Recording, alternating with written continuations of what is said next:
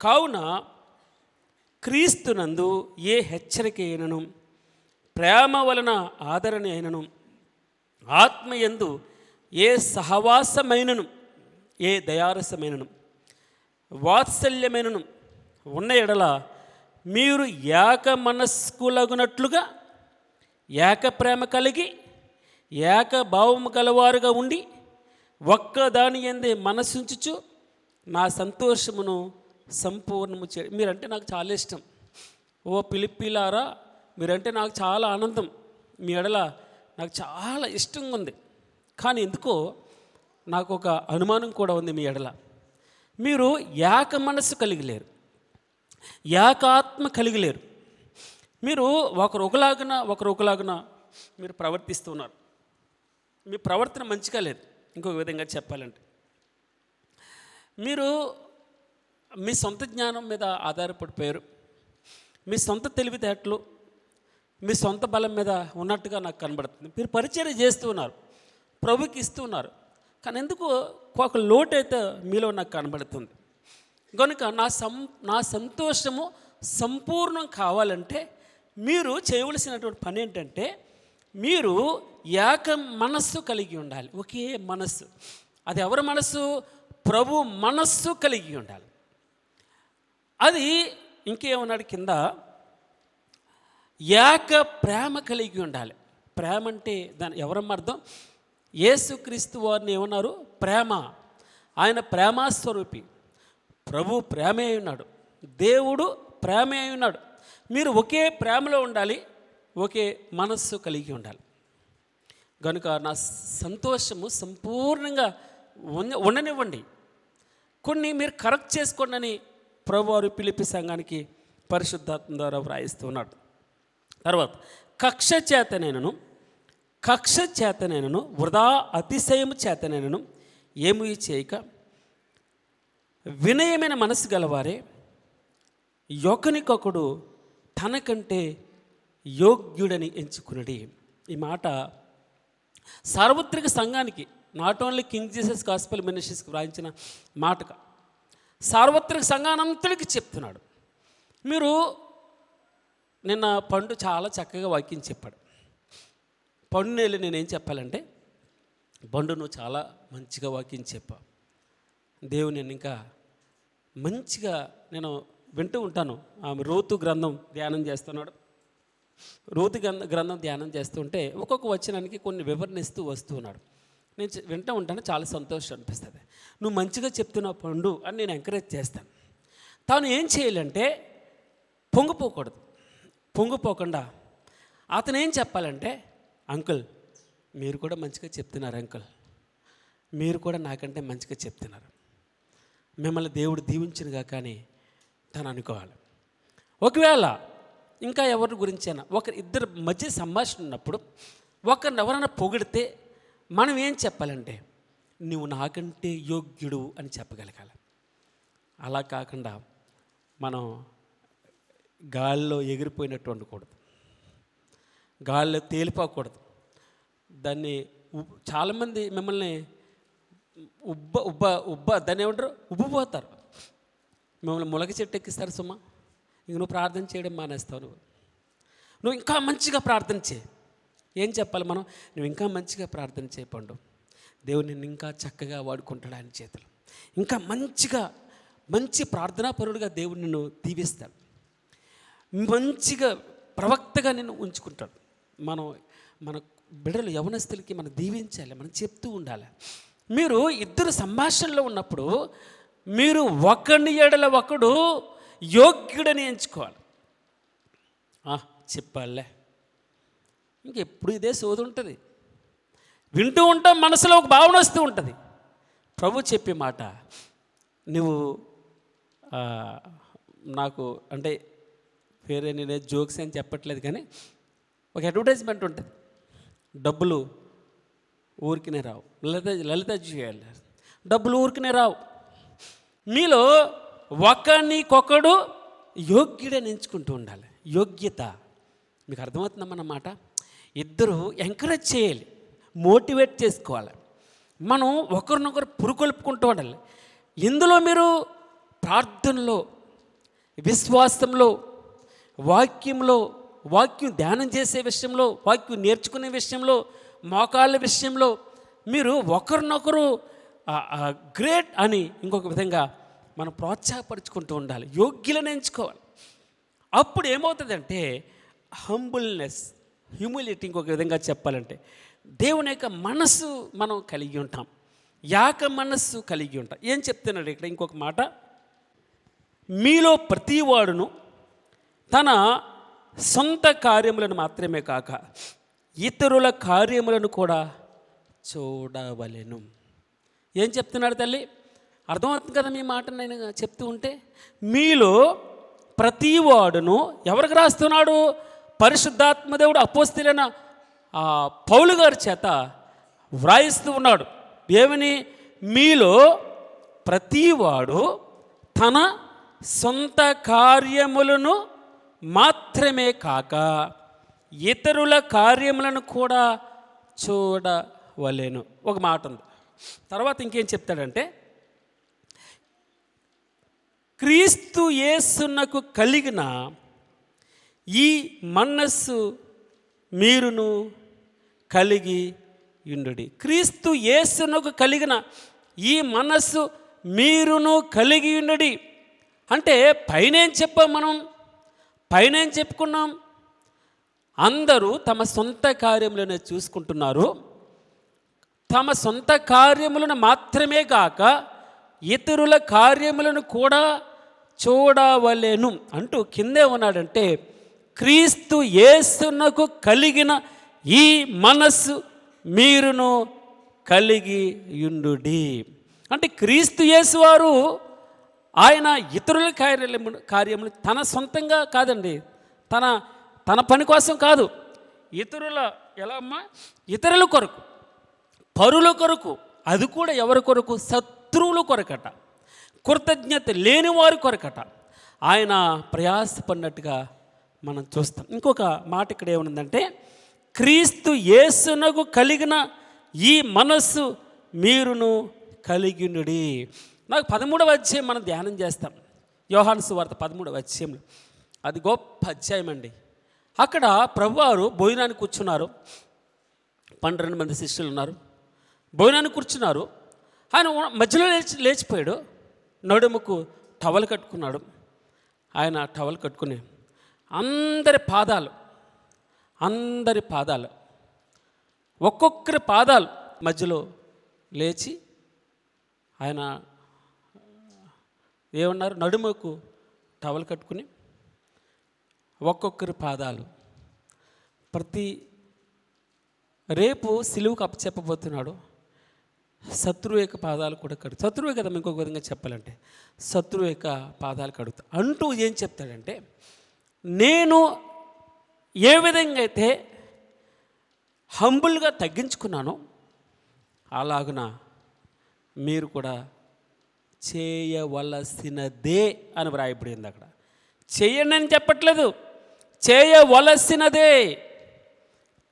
ఏం కొంపలంటికి పోతాయమ్మా, నీ తప్పు లేదు అయినా కూడా పోన్లే సరే అమ్మా క్షమించు అని చెప్పడంలో ఏం పోతుందని మనకి? నువ్వేం పాపం చేయలేదు, నువ్వు ఆ తప్పు చేయలేదు, అయినా నీ మీద ఏలెత్తి చూపిస్తున్నారు. సరే అమ్మా సారీ అని చెప్పడంలో ఏం పోయిందండి? ప్రభు అయిన యేసుకు కలిగిన ఈ మనస్సు మీరు కూడా కలిగి ఉండండి. యేసుక్రీస్తుకు కలిగిన ఈ మనస్సు మీరు ఎన్నైనా ఆయన మనసేంటి అని రాసుకొని ఇంటికెళ్ళి యేసుక్రీస్తు యొక్క మనసేంటో మీకు కొన్ని ఎగ్జాంపుల్స్ మీరు చూసి ఉండొచ్చు బహుశా. అందరూ రాళ్ళెత్తుతున్నారు, అమ్మా అని పలుకుతున్నాడు. ఎవరిని? వ్యభిచారము చేత పట్టబడినటువంటి స్త్రీని అమ్మ ఇక మీదట పాపము చేదు నేను క్షమించాను అన్నాడు. ఆయనకి అందరూని పిలిచాడు. ఎవరు రాయేయండి, ఎవరు పరిశుద్ధులు రాయేయండి. కనుక ఆయన మీ బలహీనతలలో సహా అనుభవం గలవాడు కాదు, కానీ ఆయన అన్నిట్లోనూ ఆయన మీ వలే ఉన్నాడు. మీ మనసు ఆయనకి తెలుసు, మీ బలహీనత ఆయనకు తెలుసు, నీ వీక్నెస్ ఆయనకు తెలుసు. కనుక ఆయన సహాయం చేసేటటువంటి దేవుడు అండి. ఆయన సహాయం చేస్తాడు, నీకు సహాయం చేయడానికి ప్రభువారు. ఇంకా ఆయన మనసు ఏంటో చాలా ఎన్నో సంవత్సరాల నుంచి, 30 సంవత్సరాల నుంచి మీరు వింటూ ఉన్నారు. రేపు దేవుని చిత్తమైతే కొన్ని నాకు పేపర్ మీద రాసివ్వండి, ఎవరైనా ఇంట్రెస్ట్ ఉంటే. ఇక్కడ 20 మంది ఉన్నాం. ఆయన మనస్సు మీకు ఏం అర్థమైందో వచ్చిన పేపర్ మీద ఒక 10 నిమిషాలు ఇంటికి వెళ్ళి అన్నం తినేసిన తర్వాత ఖాళీ కూర్చుంటే వ్రాయండి. ఆయన మనసు ఏం అర్థమైందో మీకు, యేసు క్రీస్తుని కలిగిన మనస్సు అంటే మీకు ఏం అర్థమైందో ఒక 2-3 ముక్కలు రాసి నాకేమంటే రేపు నేను కూడా సంతోషపడతాను. నాకు ఆయన మనస్సు ఏమి అర్థమైందంటే, నాకు ఎక్కడ అర్హత లేదు ప్రభు, ఆశ అయితే ఉంది, అంత పరిశుద్ధత లేదు నాకు. ఆశ అయితే ఉంది, నీ పరిచర్య చేయలేను, అంత ధైర్యం లేదు. ఆశ అయితే ఉంది, అంత డబ్బు లేదు నా దగ్గర. ఆశ అయితే ఉంది ప్రభువా, అంత ప్రార్థనా శక్తి లేదు నా దగ్గర. ఆశ అయితే ఉంది, అంత వాగ్దాటి లేదు. ఆశ అయితే ఉంది ప్రభువా, అంత చక్కగా బోధించను లేను. ఆశ అయితే ఉంది లేను ప్రభువా, అంతగా స్వార్థ ప్రకటించను లేను. అలనాటి భక్తుల్లో ఉండాలని అంత పరిశుద్ధిని కాదు ప్రభువా నేను. ఏదో పైన అయినా నీ మనసు కలిగి ఉండాలని ఇష్టపడుతున్నాను ప్రభువా. నీ మనస్సు కలిగి ఉండాలని, క్రీస్తు యేసునకు కలిగిన ఈ మనస్సు ఏమన్నాడమ్మా? క్రీస్తు యేసునకు కలిగిన ఈ మనస్సు మీరును కలిగి ఉండుడి. పరిశుద్ధాత్మ దేవుడు ఏం చెప్తున్నాడు? యేసు క్రీస్తుకు ఒక మనస్సు ఉంది, ఆ మనస్సు మీరు కూడా కలిగి ఉండాలి. ఈరోజు దేవుని యొక్క మాట ఇది. క్రీస్తు యేసునకు కలిగిన మనస్సు మీరును కలిగి ఉండుడి. ఎన్నిసార్లైనా చదవండి. ఆయన ఇక్కడ కింద వ్రాసు, ఆయన దేవుని స్వరూపము కలిగిన వాడై ఉండి దేవునితో సమానముగా ఉండుట విడిచిపెట్టకూడని భాగ్యమని ఎంచుకొనలేదు కానీ, మనుషుల పోలికగా పుట్టి దాసుని స్వరూపము ధరించుకొని తన్ను తాను రిక్తునిగా చేసుకొనెను. మరియు ఆయన ఆకారమందు మనుషుడుగా కనబడి మరణము పొందినంతగా, అనగా సిలువ మరణము పొందినంతగా విధేయత చూపుని వాడే తన్ను తాను తగ్గించుకొనెను. మరలా ఇంకొకసారి చదువుతున్నానమ్మా. క్రీస్తు యేసునకు కలిగిన ఈ మనస్సు మీరును కలిగి ఉన్నది. ఆయన దేవుని స్వరూపము కలిగిన వాడై ఉండి దేవునితో సమానముగా ఉండుట విడిచిపెట్టకూడని భాగ్యమని ఎంచుకోలేదు కానీ, మనుషుల పోలికగా పుట్టి దాసుని స్వరూపము ధరించుకొని తన్ను తానే రిక్తునిగా చేసుకొనెను. మరియు ఆయన ఆకారమందు మనుష్యుడిగా కనబడి మరణము పొందినంతగా, అనగా సిలువ మరణము పొందినంతగా విధేయత చూపిన వాడై తన్ను తాను తగ్గించుకొనేను.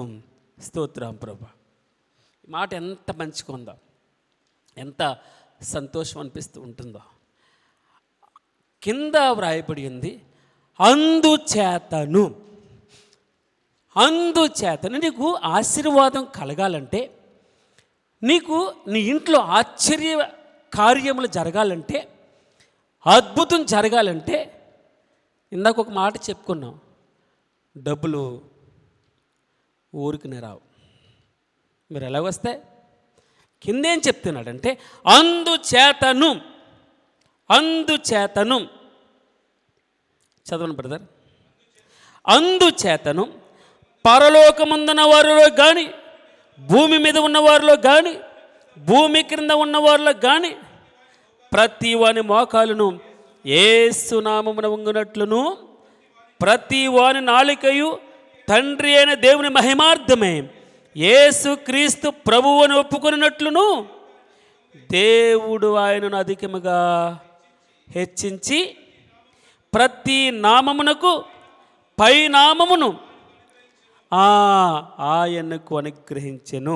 చాలా ఇంత ఘనత రావడానికి మూల సూత్రం ఏంటంటే, ఒకటే ఒకటి, క్రీస్తు యేసునకు కలిగిన మనస్సు. పరలోక రాజ్యము విడిచిపెట్టకూడని భాగ్యమని ఎంచుకొనలేదు, కానీ శిలువ మరణం పొందినంతగా అనగా అన్నాడు.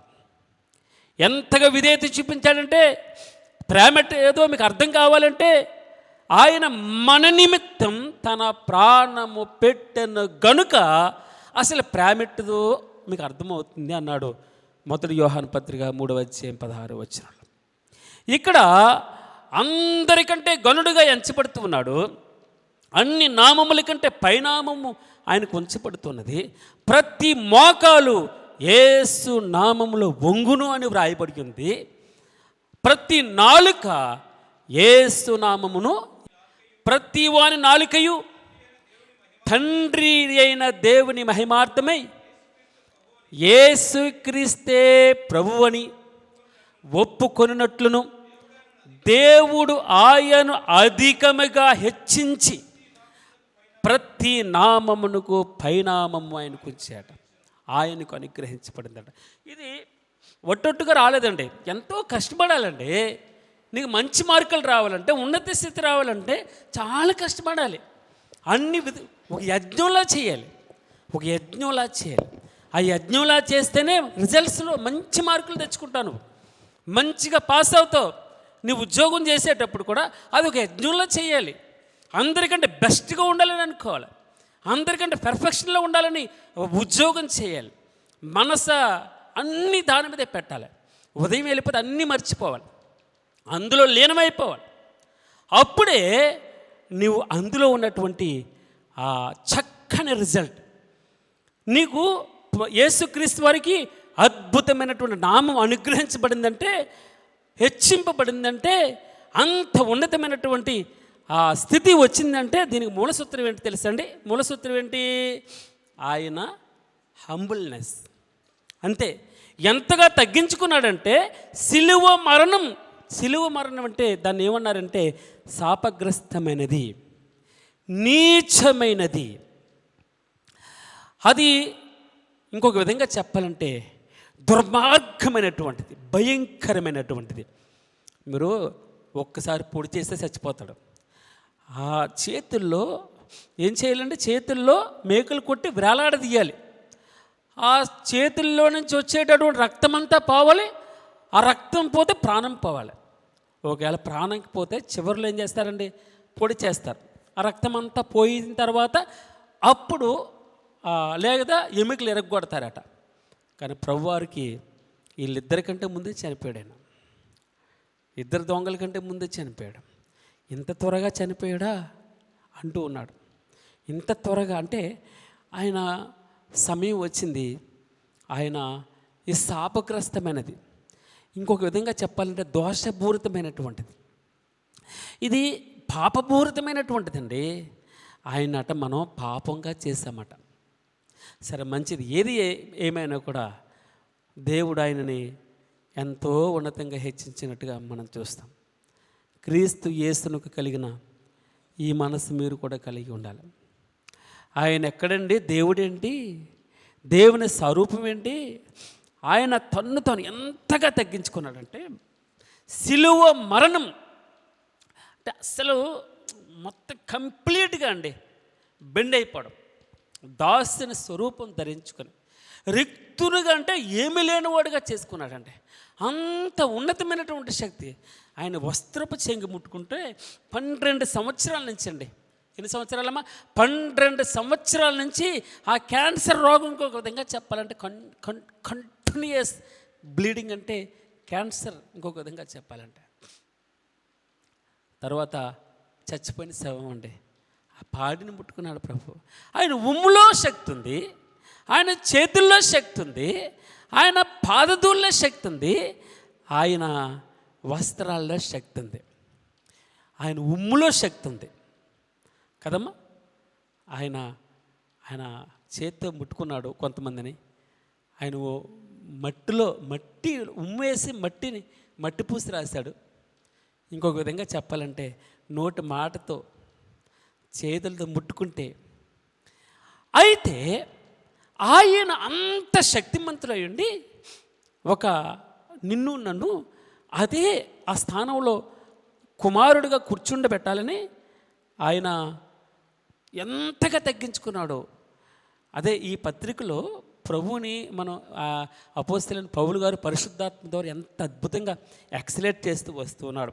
తర్వాత 12 వచ్చి, కాగా నా ప్రియులారా, మీరు ఎల్లప్పుడూ విధేయులైన ప్రకారము నా ఎదుట ఉన్నప్పుడు మాత్రమే కాక మరి ఎక్కువగా నేను మీతో లేని ఈ కాలమందును భయముతోను వణుకుతోను మీ సొంత రక్షణను కొనసాగించుకొని. మీ అసలు ఇంకొక విధంగా చెప్పాలంటే, మీ ఒంటరిగా మీరు ఉంటారే, మీరు ఒంటరిగా ఉంటారు.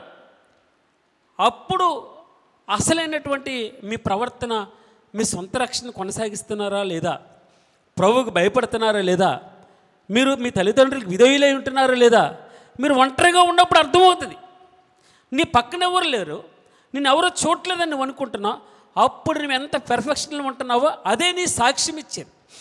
అందుకే మనుషులందరూ కనబడేటప్పుడు పనిచేయడం కాదండి, యజమానుడు ఉన్నప్పుడు పనిచేయడం పెద్ద గొప్పతనం కాదు. భయపడతా మనం చేయడం, అరే చూస్తాడేమో అంటాడేమో అని చేస్తాం. కానీ యజమానులు లేనప్పుడు అంతకంటే మీరు మీ సొంత కార్యములనే గాక ఇతరుల కార్యములు కూడా చూడవలెను. మీరు ఆలోచన చేసుకోండి, ఇంటికి వెళ్ళిన తర్వాత ఎంతమంది ఇతరుల కార్యములు చూస్తున్నారు, ఇతరుల కొరకు ఎంత తపన పడుతున్నారు, మీ ప్రార్థనలో ఎంత సమయం హెచ్చిస్తున్నారు, మీ జీతాల్లో ఎంత సమయం ఇతరుల కోసం హెచ్చిస్తున్నారు, పేదవారి కోసం హెచ్చిస్తున్నారు, రోగుల కొరకు హెచ్చిస్తున్నారు. మీరు ఆలోచన చేసి మీరు జస్ట్ మీ శాలరీ ఎంత వస్తుంది ఎంత అని భాగంలో వేసుకుని రాసుకోండి. ఎంతగా మనం ప్రభు యొక్క మనసుని కలిగి ఉన్నామో మీకు అర్థమవుతుంది. తర్వాత ఇక్కడ ఇంకా కింద ఏమంటున్నాడు చూడండి అమ్మా. ఎందుకనగా మీరు ఇచ్చేయించుటకును కార్యసిద్ధి కలుగజేసుకున్నట్టుకును తన దయా సంకల్పం నెరవేరుటకై మీలో కార్యసిద్ధి కలుగజేయవాడు దేవుడే. మీరు మూర్ఖమైన వక్రజనము మధ్య నిరపరాధులను నిష్కలంకులను అనింద్యులైన దేవుని కుమారులగునట్లు సనుగులను సంశయములను మాని సమస్త కార్యములను చేడి అట్టి జన్మ మధ్యను మీరు జీవవాక్యమును చేతపట్టుకుని లోకమందు జ్యోతుల వలె కనబడుచున్నారు. అందువలన నేను వ్యర్థముగా పరిగెత్తలేదనియు నేను పడిన కష్టము నిష్ప్రయోజనము కాలేదనియు క్రీస్తు దినమున నాకు అతిశయ కారణము కలుగును. దేవుని నామమునకు మహిమ కలుగును గాక. ఇక్కడ అపోస్తలుడైన పౌలు గారికి అతిశయ కారణం ఏంటో తెలుసమ్మా, క్రీస్తు దినమున ఎంతగా మీకోసం ప్రయాసపడ్డాను, పస్తులుండి ఉపవాసాలుండి తనను తాను నలగొట్టుకుంటూ మొత్తం జీవితం అంతా ఇతరుల కోసమే. ఏ విధము చేతను నిన్నంతా మనం చూస్తాం, కక్ష చేత కానీ మిష చేత కానీ ప్రభు యొక్క స్వార్థ ప్రకటించు చాలు. నన్ను దూషించిన నన్ను ఇంకొక విధంగానే ఎలాగైనా సరే ప్రభు ప్రకటించబడాలి, ఆయన మహింపరచబడాలి. క్రీస్తు దినం రాబోతుంది. ఆ దినాన మీ అందరూ ఈ ప్రయాసంతా నాకు అతిశయ కారణంగా ఉంది. మీరు చక్కగా ఒక మంచి అభివృద్ధి కలిగి ఉండాలి, చక్కని స్థితిలో ఉండాలి, చక్కని ఆధ్యాత్మికంగా నంబర్ 1 పొజిషన్లో ఉండాలని అపోస్తలుడైన పౌలు గారు ఆ క్రీస్తు దినం నిలబెట్టప్పుడు మీకు బహుమతులు దొరుకుతుంటే మీరు ప్రభువారు మెచ్చుకుంటూ ఉంటే నాకు సంతోషం.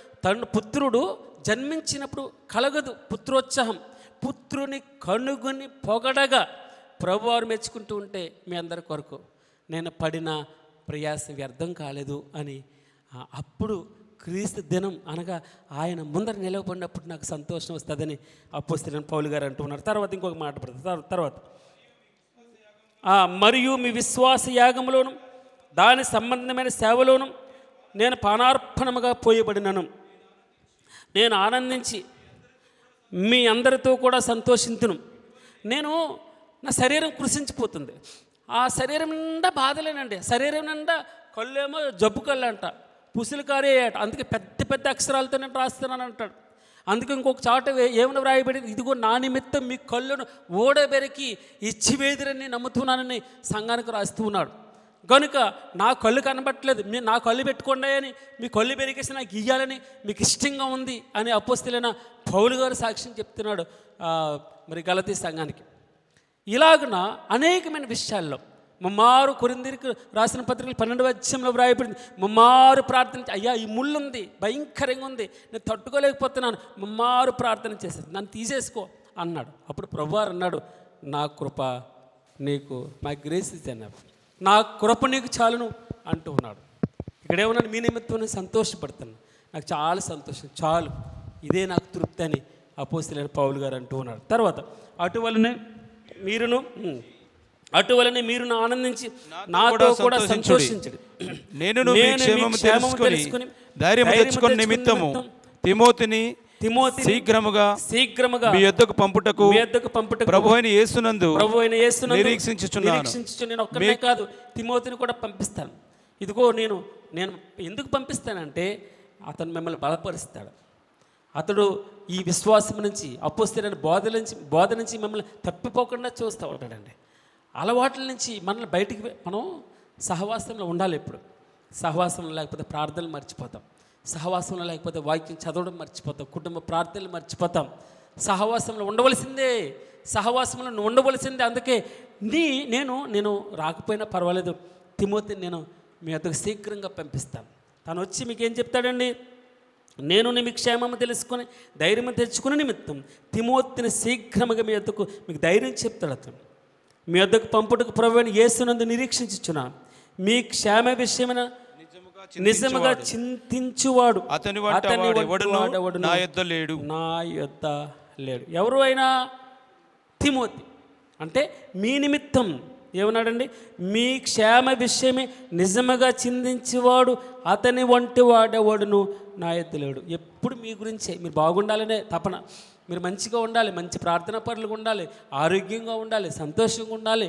ఓ పిలిపి సంఘస్థులారా, మీ నిమిత్తం తిమోతి, మనలో కూడా ఎంతోమంది తిమోతిలు ఉన్నారండి. తిమోతి క్షేమం కోరేటటువంటి వాడు. తిమోతి అతని వంటి వాడు ఎవడు లేడు నా దగ్గర. మీ క్షేమం కోరేవాడు అతని వంటి వాడు ఎవడూ లేడని తిమోతిని గురించి చెప్తున్నాడు. తర్వాత అందరూ తమ సొంత కార్యములను చూసుకొంచున్నారు కానీ, ఎందుకు చెప్తున్నాడు చూడండి, ఇక్కడ మళ్ళీ రెండోసారి చెప్తున్నాడు, మీరు క్రీస్తు యేసునకు కలిగిన ఈ మనస్సు అంటే తమ సొంత కార్యములనే గాక ఇతరుల కార్యములను కూడా చూడాలన్నాడు. తర్వాత ఇక్కడేమంటున్నాడు, అందరూ తమ సొంత కార్యములనే చూచుకొనుచున్నారు కానీ యేసుక్రీస్తు కార్యములను చూడరు. ఎవరు చూస్తున్నారు మరి? తిమోతి చూస్తున్నాడు. అదే కదా వ్రాయిస్తాడు.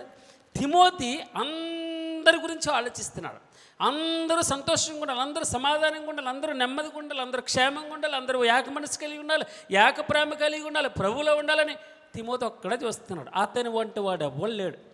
అందరూ తమ సొంత పనులే చూసుకుంటున్నారు, తమ స్వార్థం కోసమే ఉంటున్నారు. నేను అన్న భావన వచ్చేసింది. ఫిలిప్పీ సంఘానికి రాస్తూ ఉన్నాడు, అందరూ తమ సొంత కార్యములే చూస్తున్నారు కానీ యేసు క్రీస్తు యొక్క కార్యములను చూడరు అంటూ యేసు క్రీస్తు యొక్క మనస్సు ఉండాలి మీకని మరలా హెచ్చరిస్తూ ఉన్నాడు. అందరూ తమ సొంత పనులే చూసుకుంటున్నారు, యేసు క్రీస్తు యొక్క కార్యములను చూడరు. అతని యోగ్యత మీరు ఎరుగుదురు. తండ్రికి కుమారుడు ఎలాగూ సేవ చేయను అలాగే అతడు నాతో కూడా సువార్త వ్యాపకము నిమిత్తము సేవ చేసెను. సువార్త వ్యాపించబడాలి, సువార్త చెప్పబడాలి, విస్తరించబడాలి. ఈ సువార్త వ్యాపకం నిమిత్తము తిమోతి నా సొంత కొడుకుగా ఉన్నాడు. అందరూ తమ సొంత కార్యములు చూస్తున్నారు, యేసు క్రీస్తు కార్యములను చూడరు. తిమోతి ఒక్కడే నా సొంత కొడుకు కంటే ఎక్కువగా నాకు సేవ చేశాడు. ఎందుకు సేవ చేశాడు? నా ఇంటి పని కోసం కాదు, సువార్త వ్యాపకము నిమిత్తం. సువార్త ఆగిపోకూడదమ్మా. నీ చేతనైతే కొంచెం పుష్షే, మనుషులను చూడొద్దు, ప్రభు వాక్యము ముందుకు పంపించు. నీ చేతనైతే ఇద్దరికి పోషే, ఒక్కరికి పంపించు, ఇతరులు బలపరచు, ఒకరి కోసం ప్రార్థన చేయి. యేసు క్రీస్తు కార్యం ఎన్నో విధాలుగా ప్రభు కార్యం చేయొచ్చండి. డబ్బుచి చేయొచ్చు, ప్రార్థన చేయొచ్చు, వాక్యం చెప్పు చేయొచ్చు, తుడిసి చేయొచ్చు, క్లీన్ చేయొచ్చు. ఎన్నో విధాలుగా ప్రభు యొక్క వాక్యము. నేనేం చెప్పాం, ఏం విన్నాం మనం? కక్ష చేత కానీ మిష చేత కానీ ఏ విధము చేతనైనను క్రీస్తు ప్రకటింపబడాలి. క్రీస్తు ప్రకటింపబడాలి. మందులు అందబడాలి అందరికీ. రోగం తగ్గాలంటే మందు రావాలి అన్నాడు. ఒక మాట, గిలాదులో గుగ్గులమేమీ లేదా, గిలాదులో గుగ్గులమేమీ లేదా, అక్కడ ఏ వైద్యుడును లేడా, ఉంటే నా జనులకు ఎందుకు స్వస్థత కలుగకపోవచ్చున్నది అన్నాడు. గ్రీష్మకాలం గతించిపోయింది, కోతకాలం వచ్చేసింది, మనం ఇంకను రక్షణ పొందకయే ఉన్నాం. మనం దాటేస్తున్నాం, రేపు అంటున్నాం. ఇదే అనుకూలమైనటువంటి సమయం రక్షించబడ్డానికి కాదు, సేవ చేయడానికి, సువార్త వ్యాపకం చెందడానికి. ఆగిపోకూడదు. ఇది మంచి వార్త ఆగిపోకూడదు, వెళ్తూనే ఉండాలి. నీతో అంతం కాకూడదు.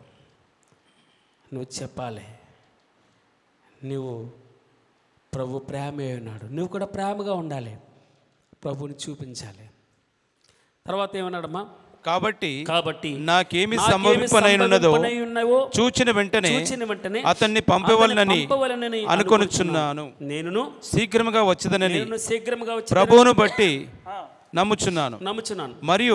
మరియు నా సహోదరుడును జత పనివాడును నా తోడి యోధుడును మీ దూతయు నా అవసరమునకు ఉపచరించువాడునైన ఎపొద్రీతిను మీ యొద్దకు పంపుట అగత్యమని అనుకుంటుని.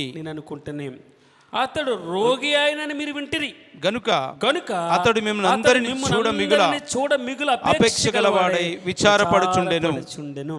నిజముగా అతడు రోగి అయి చావునకు సిద్ధమై ఉండెను గాని దేవుడు అతన్ని కనికరించి అతను మాత్రమే గాక నాకు దుఃఖం మీద దుఃఖము కలగకుండుటకై నన్నును కనికరించెను. కాబట్టి మీరు అతన్ని చూచి మరలా సంతోషించిన నిమిత్తమును నాకున్న దుఃఖము తగ్గు నిమిత్తమును అతన్ని మరి శీఘ్రముగా పంపితిని. నా ఎడల మీ ఉపచర్యలో ఉన్న కొదువును తీర్చుటకై అతడు తన ప్రాణమునైనను లక్ష్యపెట్టక, నా ఎడల మీ ఉపచర్యలో ఉన్న కొదువును తీర్చుటకై అతడు తన ప్రాణమునైనను లక్ష్యపెట్టక. అంటే నా ఎడల మీ ఉపచర్యలో ఉన్న కొదువ, మీరు లేరు, ఇప్పుడు నేను జైల్లో ఉన్నాను, ఇంకొక విధంగా చూడాలంటే నాకు సేవ చేసేటటువంటి వారు లేరు. అయితే జైలు అధికారుల ద్వారా ప్రాణహాని ఉండొచ్చు, లేదా ఇతరుల ద్వారా ప్రాణహాని, ఏ విధము చేతైనా సరే తను ఏమన్నాడమ్మ ఇక్కడ, తన ప్రాణమునైనను లక్ష్య పెట్టగా క్రీస్తు యొక్క పని నిమిత్తము సిద్ధమై ఉండెను గనుక పూర్ణానందముతో ప్రభువునందు అతని చేర్చుకొని అట్టి వారిని గణపరచండి అని ఎపఫ్రోదితుని గురించి ఈ ఫిలిప్పి సంఘానికి చెప్తూ ఉన్నాడు. ఎపఫ్రోదితు అంట మిమ్మల్ని చూడాలని ఎంతో అపేక్ష కలిగి ఉన్నాడట. ఎపఫ్రోదితు ఈ ఫిలిప్పి సంఘాన్ని చూడాలని, అయ్యో మిమ్మల్ని అందరిని చూసి సంతోషించాలని అతని ప్రార్థనలో ఎంత అద్భుతంగా, ఇంకొక విధంగా చెప్పాలంటే మిగులు అపేక్ష కలిగి ఉన్నాడట. అతను రోగి అయి ఉన్నాడు అని వ్రాయపడింది. రోగి అయి ఉన్నాడు, చావునకు సిద్ధమై ఉన్నాడు, చచ్చిపోవాలి. ఇంకొక విధంగా చెప్పాలంటే ప్రభు కనికరించాడు, నాకు దుఃఖం మీద దుఃఖం కలగకుండా ఉండాలని ఇంకొక అవకాశం నాకు అనుగ్రహించాడు. నేను అతను మీ వద్దకు పంపుట అగత్యమని, మీరు ఆదరించబడాలి, ఇంకా మీరు బలపరచబడాలి. అక్కడేమో తిమోతి గురించి చెప్పాడు. తిమోతి నిజమైనటువంటి కుమారుడు అని వ్రాయబడింది. అతడు యేసు క్రీస్తు యొక్క పని అందరూ మీ సొంత కార్యములో చూసుకుంటూ ఉన్నారు, కానీ నా సొంత కుమారుడు తిమోతి, నా సొంత కుమారుడు వంటి వాడు తిమోతి మీ ఎడల, హల్లెలూయా హల్లెలూయా, మీ ఎడల. ఇంకా ఇక్కడ ఏమన్నాడు, ఎపఫ్రోదితు అతడు చావునికి సిద్ధమైన రోగి అయ్యాడు. ఏమన్నదమ్మా, అతడు రోగి అయినని మీరు వింటారు, కానీ అతడు మిమ్మల్ని అందరినీ చూడ మిగులు అపేక్ష కలిగి, అతనే బలహీనతలో ఉన్నాడు, అతనే రోగి అయినాడు. నాకు అదే విచిత్రం. ఇదేంటి, అపోస్తలుడైన పౌలు గారితో ఉన్నటువంటి ఈయన రోగి అయినటువంటి ఏంటి? అపోస్తలుడైన పౌలు గారు నడికట్లండి, కర్చీపులు, ఇంకొక విధంగా చెప్పాలంటే నడికట్లు పట్టుకెళ్ళి ఆ రోగుల మీద పడేసేవారు, లేచిపోయేవారు. మరి అలాంటి ఆయన పక్కనున్నాడు అంటే మీరు ఆలోచించాను. సువార్త స్వస్థత మీద ఆధారపడి సువార్త లేదండి. సువార్త పాపమునకు విరుగుడినే ఇచ్చింది. పాపమును శుద్ధి చేయడానికే అన్నాడు. నశించిన దానిని వెదకి రక్షించుటకు. ఇంకొక చోట తిమోతికి రాసిన పత్రికలు అన్నాడు, పాపులను రక్షించుటకు క్రీస్తు యేసు వచ్చిన వాక్యము నమ్మదగినది, పూర్ణ అంగీకారమునకు యోగ్యమునై ఉన్నది. అట్టి వారిలో ప్రధాన పాపిని నేను అంటున్నాడు అపోస్తలుడైన పౌలు గారు. ఇంకొక విధంగా చెప్పాలంటే ఎపఫ్రోదితు రోగి అయి ఉన్నాడట, చావడానికి సిద్ధంగా ఉన్నాడట. కానీ నన్ను కరుణించాడు. నాకు దుఃఖం మీద దుఃఖం కలగకుండా ఉండాలి, నేనే జైల్లో ఉన్నాను, మరలా ఆయన తీసేసుకుంటే ఎపఫ్రోదితు లేకపోతే అతడట మీ ఎంతో నాకు ఉపచర్యం చేశారండి, పరిచర్య చేశారు. అయితే మీరు లేని కొదువని ఎపఫ్రోదితు అతడు నా నిమిత్తము చావునికే సిద్ధమై ఉండనని వ్రాయి. ఇంకొక మాట చూపించేసి నేను ముగిస్తాను. కొలస్సీలకు రాసినటువంటి పత్రిక అనుకుంటాను. అక్కడ మనం ఇంకొక భక్తుడిని చూపిస్తాను. 1వ అధ్యాయం 7వ వచనంలో ఎపఫ్రాను మా ప్రియుడైన తోడి దాసుని వలన మీరు ఈ సంగతులు నేర్చుకుంటారు. అతడు మా విషయములో నమ్మకమైన క్రీస్తు పరిచారకుడు. ఎవరమైనా అతడు మా విషయంలో నమ్మకమైన క్రీస్తు పరిచారకుడు. అక్కడ ఇంకొక మాట, అతడు ఆత్మయందలి. అక్కడ ఇంకొక మాట ఉంటుంది బ్రదర్. ఈ ఎపఫ్రా 12వ వచనం 4:12 చదవండి. మీలో ఒకడును క్రీస్తు యేసు దాసుడినైనా ఎపఫ్రా మీకు వందనములు చెప్పుచున్నాడు. మీరు సంపూర్ణులను ప్రతి విషయములో దేవుని చిత్తమును గూర్చిన సంపూర్ణాత్మ నిశ్చయత గలవారునై నిలకడగా ఉండవలెనని ఇతడు ఎల్లప్పుడూ మీ కొరకు తన ప్రార్థనలలో పోరాడుచున్నాడు. దేంట్లో పోరాడుతున్నాడమ్మా? ప్రార్థనలో పోరాడుతున్నాడు. ఎపఫ్రా నమ్మకమైన క్రీస్తు పరిచారకుడు అని వ్రాయబడింది. ఇక్కడ ఎపఫ్రోదితుని గురించి మనం రాశాం. అతడు నా నిమిత్తము తన ప్రాణమునైనను పెట్టుటకు తెగించాడట. అతడు రోగిండి. ఫిలిప్పీ సంఘస్థులారా, మీకు ఆనందం మీద ఆనందం కలగాలని, సంతోషం కలగాలని మీ నిమిత్తము తను ఎంతగానో ప్రయాసపడుతున్నాడు. మీరు అర్థం చేసుకోండి. నేను బాగుంటే మీరు బాగున్నట్టే. నేను బాగుండాలని తన ప్రాణము సహితం పెట్టడానికి సిద్ధపడిన వాడు ఎపఫ్రోదితు అన్నాడు. ఇక్కడ ఎపఫ్రా గురించి మనం మాట్లాడాం. అతను ప్రార్థనలో పోరాడువాడటమ్మా. గాడ్ బ్లెస్ అమ్మా. దేవుడు 2వ అధ్యాయం ద్వారా మనం కొన్ని విషయాలు నేను ఎంత పూర్తిగా మీకు ఎక్స్ప్లెనేషన్ చెప్పలేకపోవచ్చు, కానీ యేసు క్రీస్తునకు కలిగిన మనస్సు. తిమోతిని గురించి చెప్పు. అందరూ తమ సొంత కార్యములు చూసుకుంటున్నారు, కానీ యేసుక్రీస్తు కార్యములు చూడరు అన్నాడు. అక్కడేమన్నాడు? మీ సొంత కార్యములను మాత్రమే గాక ఇతరుల కార్యములను కూడా చూడవలెను అని వ్రాయపడింది. అందుకే నేను చాలాసార్లు మాట చెప్తున్నాడు, మనుషులు మీకు ఏం చేయాలని మీరు ఇష్టపడుతున్నారు, మీ నుంచి కూడా వారు అదే ఆశిస్తారు. వయసు వరుస మీరేం చేయాలని మీరు చాలా మట్టుకు ఏంటంటే తీర్పు తీర్చే విషయంలో మనం చాలా తెలివిగా ఉంటాం. పలానా వ్యక్తి చూసావా అంటారు. నువ్వైతే ఏం చేస్తావు? అదే స్థానంలో ఉంటే నువ్వేం చేస్తావు ఆలోచన చేయాలి. అందుకే నువ్వు చేసింది, దేవుడు ఏం చెప్తున్నాడు, నువ్వు చేసింది నీ నెత్తి మీదకి వస్తుంది. నువ్వేం చేస్తావో నీకు కూడా అదే చేయబడుతుంది. నువ్వేమెత్తితే అదే పంటకు వస్తావు. మరో విధంగా ఏమీ లేదు. కనుక మనం ఈ రోజున చేయవలసింది ఏంటంటే యేసు క్రీస్తునకు కలిగిన ఈ మనస్సు